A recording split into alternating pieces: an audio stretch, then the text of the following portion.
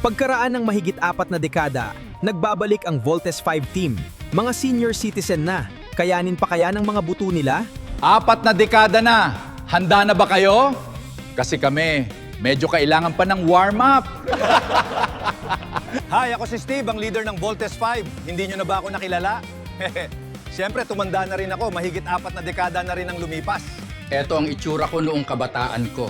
Matipuno at makisig. Ganun pa rin naman ngayon, maputi na nga lang ang buhok. Pero check nyo ang Volt Cruiser ko sa likod. Alaga pa rin, tumatakbo pa rin. Hay, ang labo na talaga ng mga mata ko. Nakakamiss noong bata pa ako. Hi, ako nga pala si Jamie.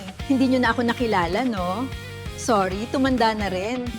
Pero maganda pa rin, di ba?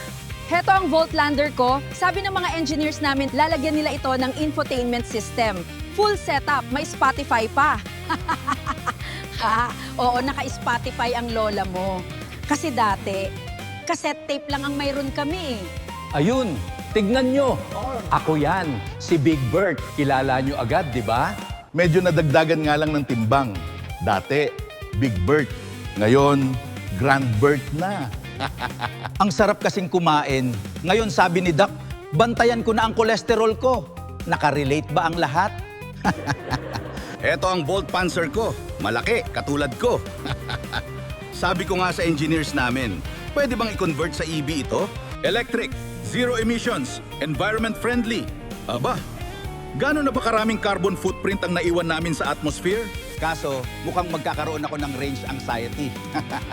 Basta abangan nyo na lang ang mga susunod kong vlog. Nekeneng! Hello, Little John. Ang cute mo pa noong maliit ka. Parang kailan lang. 4 na dekada ang nakaraan. Heto at malapit ka na rin magkaroon ng senior citizen discount. Little John noon, Lolo John na ngayon. That's life. Lahat tayo tatanda. Si Octawan lang hindi tumanda eh. Asa na siya? Soon, ipapakita ko siya sa inyo. Heto ang Volt Bomber ko. Grabe. Since the late 70s pa ito, sabi ng mga engineers ko, kailangan na rin tong i-overhaul. John, mukhang ang nasabi mong spacecraft ay yung Volt Bomber ko. Ha? Ganun ba? Sorry Mark, nagiging makakalimutin na talaga ako.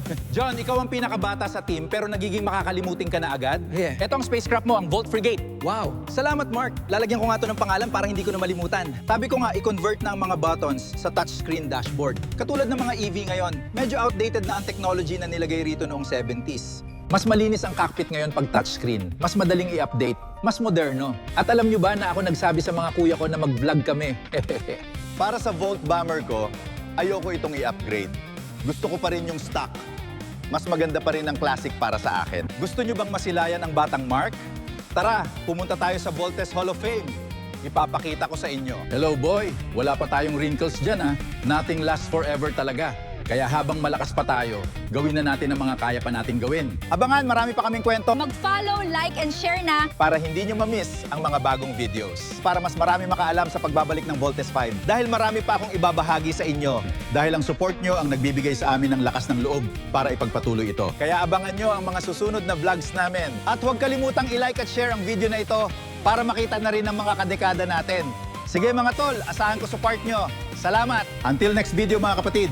Bye for now. Salamat!